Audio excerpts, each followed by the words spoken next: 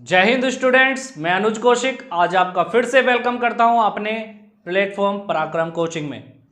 Friends, जैसा कि आप जानते हैं, आप हमारी वीडियो देख रहे हैं जीके के भंडारे की। ये सीरीज है और ये सीरीज ऐसी है जो चलती ही रहेगी। तो इस सीरीज में हम बात करते हैं ऐसे फैक्टों की जो पिछले पेपर में आए हुए हैं या आने की संभावना है, और ऐसे फैक्ट जो आपके कॉन्सेप्ट के साथ साथ क्लियर होते चलेंगे। तो अगर आप हमारे चैनल को सब्सक्राइब करते हैं, बेल आइकन प्रेस करते हैं, तो भविष्य में आपको ऐसी वीडियो मिलेंगी जो आपके जीएस के कॉन्सेप्ट को क्लियर करती रहेंगी और आप 100% नंबर प्राप्त कर सकते हैं अपने जीके के जीएस के पेपर में। और भविष्य में ऐसी वीडियो आपको मिलेंगी जो UP PCS, UPSC, state PCS, अन्य ऐसे एग्जाम जिसमें जीके और जीएस का इंपॉर्टेंट रोल रहता है। तो डिटेल में हम ऐसी वीडियो लाने वाले हैं, ऐसी वीडियो प्रोवाइड कराने वाले हैं। अगर ऐसी वीडियो आप देखने के इच्छुक हो, अपना कॉन्सेप्ट क्लियर करने के इच्छुक हो, तो चैनल सब्सक्राइब करके जाइएगा और फ्रेंड्स में शेयर कर दीजिएगा, क्योंकि सबका भला तो आपका भी भला। चलते हैं अपने जीके के क्वेश्चन, जीके के भंडारे की तरफ। पहला क्वेश्चन है हमारा, संस्कृत भाषा का पहला व्याकरणकर्ता कौन था? तो इसका हम जल्दी से आंसर दे देते हैं, क्योंकि हम यहाँ पर 10-12 मिनटों में क्या करते हैं, ऐसे क्वेश्चन सोल्व करते हैं जो इंपॉर्टेंट है। तो जीके का भंडारे में पहला क्वेश्चन आया है अपना, व्याकरणकर्ता कौन है? तो इनका नाम होगा पाणिनि। क्या होगा? पाणिनि, जिन्होंने अष्टाध्यायी जिन्होंने अष्टाध्याय की रचना की है। और जाहिर सी बात है, इन्होंने कौन सी भाषा में की होगी? तो संस्कृत भाषा में, जहां पर इन्होंने अपने शुद्ध व्याकरण की प्रस्तुति दी। क्या? शुद्ध व्याकरण की क्या दी? प्रस्तुति दी। बात क्लियर यहीं पर हो जाती है। अगला अपना नेक्स्ट क्वेश्चन है, क्वेश्चन नंबर 2, भारतीय संविधान का अनुच्छेद 14 भारत के नागरिकों को किस बात की गारंटी देता है? जी हाँ, किस बात की गारंटी देता है? तो आपको जैसे पता होगा कि भारतीय संविधान के भाग कितने में, जल्दी बता दीजिए, कमेंट करके बता दीजिए कि संविधान के भाग कितने में आर्टिकल नंबर 14 स्थित है। तो हम आपको बता दें कि संविधान के मूल अधिकार के अंतर्गत क्या आता है? Article number 14। किसका? मूल अधिकार के। जो मूल अधिकार कहां से कहां तक होते हैं? कहां से कहां तक होते हैं? 12 से लेके 35 तक मूल अधिकार हमारे मिलते हैं। तो जैसा कि मैंने आपसे वादा किया है कि एक क्वेश्चन में से कई क्वेश्चन बनाने हैं जहां तक संभव होगा। तो अधिकार, मूल अधिकार 12 से 35 तक है हमारे, और ये भाग कौन से में पाए जाते हैं? तो जैसे हमें पता है कि संविधान में कितने भाग हैं? 22 भागों में संविधान बटा है, और मूल अधिकार 3 भाग में आते हैं हमारे। क्लियर होता जा रहा है? क्लियर होता जा रहा है, बहुत बढ़िया। 3 अधिकार में, और हमारा जो है आर्टिकल नंबर 14 है, तो ये आर्टिकल नंबर 14 से लेके 18 तक एक सेगमेंट आता है समता का अधिकार। समता का अधिकार, तो बहुत जल्दी से हम बताते हैं कि आखिर समता है क्या।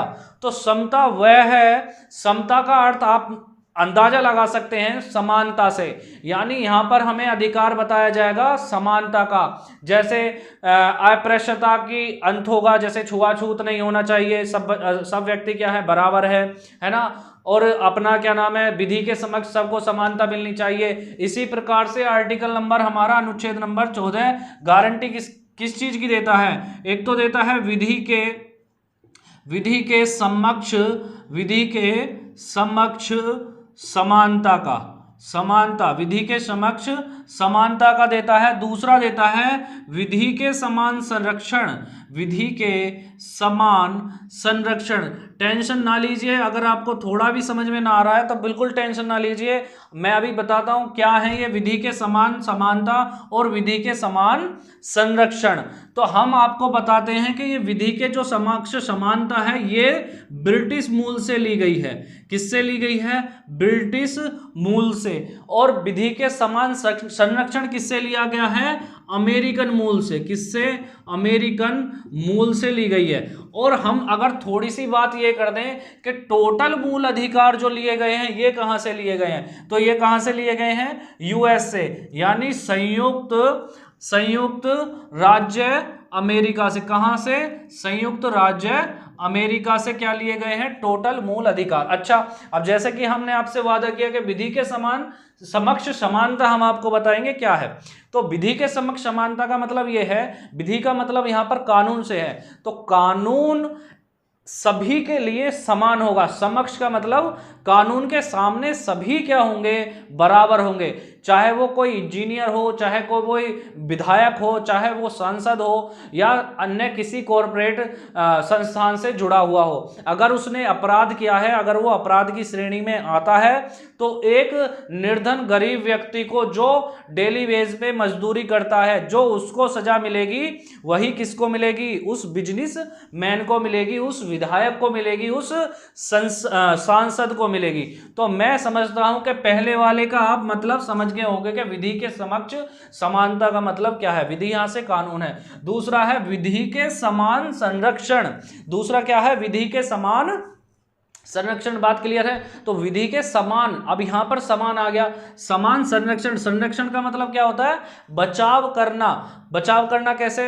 जैसे मान लिया कि कोई बिजनेसमैन है, उसने कोई क्राइम कर दिया। अब वो क्राइम कर दिया तो उसको, जैसे न्यायालय ने आदेश दे रखा है कि 24 घंटे के अंदर अंदर न्यायालय में क्या होना चाहिए? हाजिर होना चाहिए। तो पुलिस वाले ऐसा ना करें कि वे 24 घंटे तक क्या नाम है, उसको कॉर्पोरेट है उसको क्या नाम है पहले ही शामिल कर दिए, यानी कि मतलब कि उसे पकड़ा और उसको क्या कर दिया? छोड़ दिया। तो और कोई गरीब पकड़ा, गरीब को 2-3 घंटे तक पिलाई चल रही है उसमें, जेल में डंडे डंडे बजाए जा रहे हैं। तो ऐसा नहीं। जब कॉर्पोरेट वाले के साथ जो व्यवहार होगा, मतलब कॉर्पोरेट वाले, कॉर्पोरेट संस्थान वाले व्यक्ति के साथ जो है, जो इंजीनियर है, जो सांसद है, जो विधायक है, उसके साथ जो व्यवहार हो रहा है, जो उसको सुविधाएं मिल रही हैं, सुविधाएं कह सकते हैं यहाँ पर, जो उसको सुविधाएं मिल रही हैं विधि के अनुसार जो सुविधाएं मिल रही हैं, वो किसको मिलेंगी? वो निर्धन गरीब को भी मिलेंगी, वो दलित वंचित शोषित सभी को मिलेंगी। जो किसको मिल रही हैं? उधर सांसद को, विधायक को मिल रही है, वो इधर भी मिलेंगी। किसको? गरीब को भी मिलेंगी, वंचित शोषित पिछड़े दलित जो भी हैं सभी को वो सुविधाएं मिलेंगी। तो समान संरक्षण का मतलब ये हो गया। बात क्लियर हो जाती है कि विधि के समक्ष समानता कहां से लिया जाता है? ब्रिटिश मूल से। और विधि के समान संरक्षण कहां से लिया जाएगा? अमेरिकन मूल से। बात क्लियर है? अपने क्वेश्चन नंबर 3 पर पढ़ते हैं। राज्यपाल को पद और गोपनीयता की शपथ किसके द्वारा दिलाई जाती है? इस पे थोड़ी सी चर्चा हम कर दें। राज्यपाल, आखिर राज्यपाल क्या ये संवैधानिक पद है? जी हां, राज्यपाल एक संवैधानिक पद है। संविधान में इसकी चर्चा की गई है। आर्टिकल नंबर अगर मैं बात करूं, अनुच्छेद नंबर किसमें? 153, अनुच्छेद नंबर 153 में बताया गया है कि राज्यपाल, हर राज्य का क्या होगा? हर राज्य का एक राज्यपाल होगा। राज्य का क्या होगा? एक राज्यपाल होगा। जिसकी नियुक्ति कौन करेगा? जिसकी नियुक्ति कौन करेगा? जल्दी बता दीजिए स्टूडेंट्स। आप, मुझे पता है आप सभी को पता है, आप मेरी पिछली क्लास ले रहे होंगे, तो आप जाहिर सी बात है इस बात को जानते हैं कि राष्ट्रपति क्या करता है? राज्यपाल की नियुक्ति करता है। राष्ट्रपति क्या करता है? राज्यपाल की नियुक्ति करता है। और आर्टिकल नंबर 153 कहता है कि हर राज्य में एक राज्यपाल होना अनिवार्य है। लेकिन बात आ जाती है इसके पद की गोपनीयता की शपथ किसके सामने, किसके द्वारा दिलाई जाती है? तो उच्च न्यायालय के न्यायाधीश, मुख्य न्यायाधीश के सामने इसकी क्या दिलाई जाती है? शपथ दिलाई जाती है। या गोपनीयता पद की क्या रखी जाती है? गोपनीयता, मुख्य न्यायाधीश के सामने। अच्छा, अगर ये ना हो तो उस न्यायालय, उस राज्य के, जिस राज्य के क्या राज्यपाल बन रहे हैं, उस राज्य के अन्य वरिष्ठ न्यायाधीश के सामने क्या दिलाई जा सकती है? शपथ दिलाई जा सकती है। किसको? राज्यपाल को। बहुत बढ़िया। अपना अगला नेक्स्ट क्वेश्चन नंबर 4 है, पन्ना राष्ट्रीय उद्यान किस राज्य में स्थित है? पन्ना राष्ट्रीय उद्यान किस राज्य में स्थित है? जल्दी से बता दीजिए किस में है? तो एमपी। किस में है? एमपी, मध्य प्रदेश में क्या है? पन्ना राष्ट्रीय उद्यान क्या है? एमपी में पन्ना राष्ट्रीय उद्यान। और इसके लिए एक खास बात क्या है जल्दी बता दीजिए, ये यूनेस्को, क्या यूनेस्को विश्व धरोहर, यूनेस्को विश्व धरोहर, धरोहर में शामिल है। क्या है? धरोहर में क्या है? शामिल है। क्या? पन्ना राष्ट्रीय उद्यान।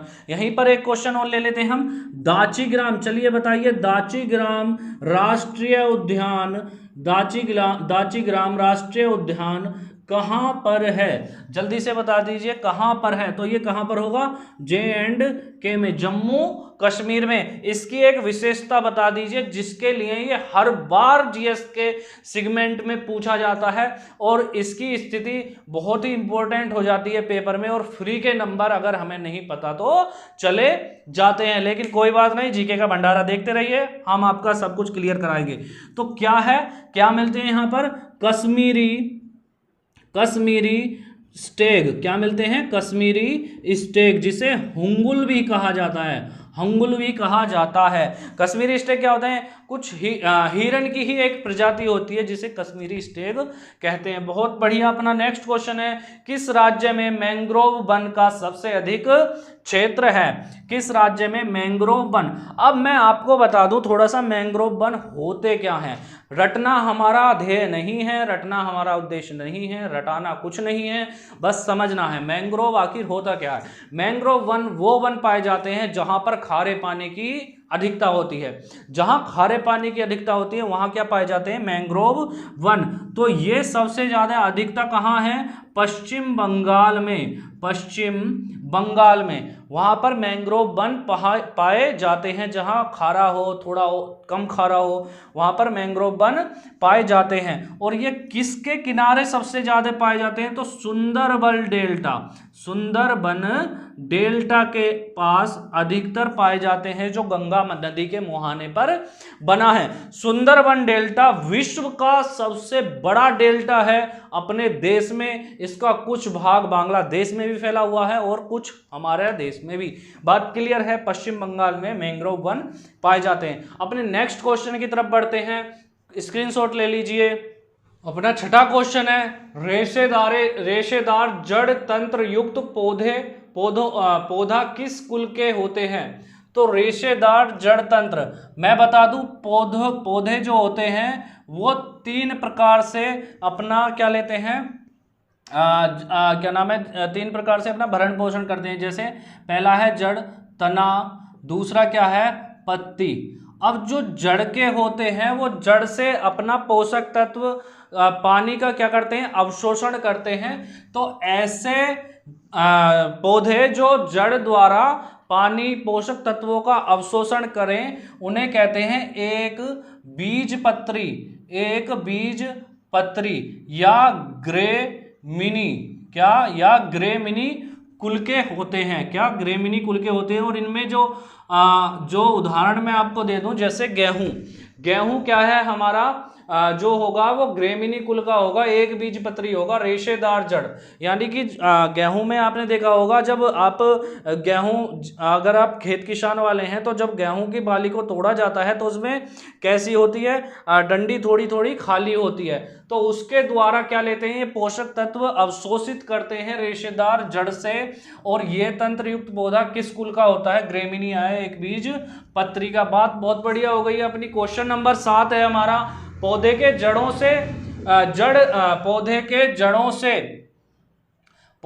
जड़ों से भोजन किस प्रकार पहुंचता है? यानी किस सिद्धांत से पहुंचता है?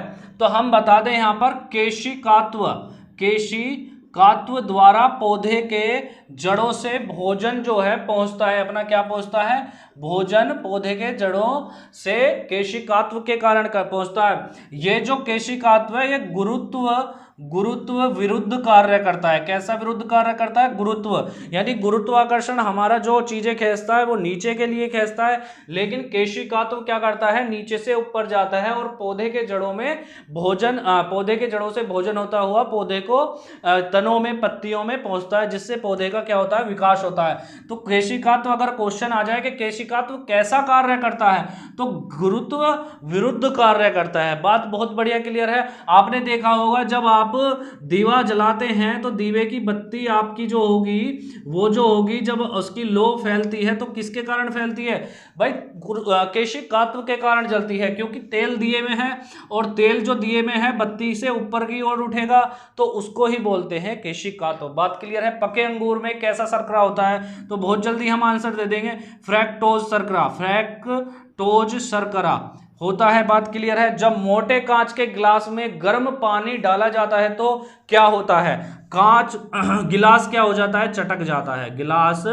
गिलास चटक जाता है यानी टूट जाता है। क्यों टूट जाता है? क्योंकि कांच किसका? ऊष्मा का कुचालक है भाई। क्या है? ऊष्मा का कुचालक है। फैक्ट जो है आपके कॉन्सेप्ट के साथ क्लियर हो रहे हैं। अगला क्वेश्चन है, स्फेलेराइड अयस्क खनिज किसका है?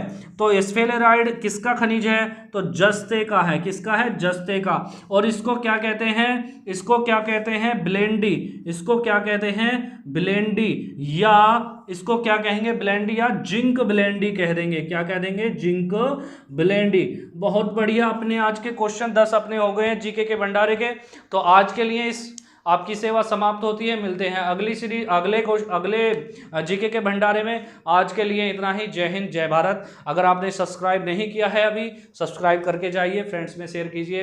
कंटेंट अगर अच्छा लगा है आपको तो, क्योंकि आपका जो हमारा साथ है हमारे प्लेटफॉर्म को का उत्साह बढ़ाता है ना, मोटिवेशन देता है। तो इसी मोटिवेशन को आप हमें देते रहिए, हम आपको देते रहेंगे, तो दोनों का काम चलता रहेगा और आपको हमारे प्लेटफॉर्म को ऊंचा ले जाना है। तो जय हिंद, जय भारत। मिलते हैं अगली वीडियो में। धन्यवाद।